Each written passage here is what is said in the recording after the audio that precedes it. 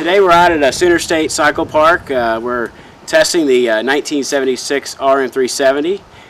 It was sort of record-breaking bike for its time. It was the first 250 and open bike to actually have the shocks laid down. In '76, Suzuki laid the shocks down. They ran nitrogen shocks on the rear. The 370 was the first really good open bike made by a Japanese manufacturer. It had more travel than any other bike at the time, except for perhaps maybe the Mako. The bike I have right here, a friend found for me in California.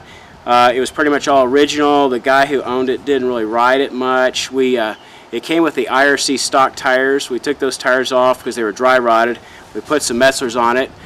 We changed out the fenders because the fenders had faded a pretty dark, ugly color. It was almost a green color. We also changed the shrouds. We were able to find original Suzuki shrouds for it. Everything else is stock on it. The pipe stock, the motor stock. It's got a standard bore. It's been a fun bike. We're out riding it today. Surprised at the power. You pretty much can ride it around the track in third gear. It handles real well for that year. It took me a little time to get used to the brakes, but I got towards the end. I was getting pretty comfortable on it, and I really enjoyed riding it today.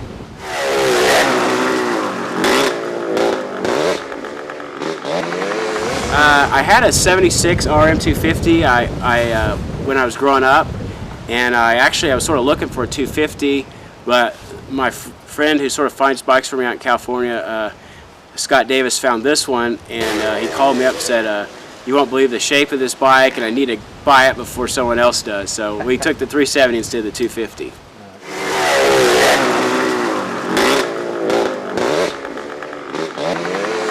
I used to ride in the '70s and really enjoyed it, and I've sort of collected a little bit to ride and a little bit to collect it like old art. So it's a little bit of art and a little bit of recreation, both.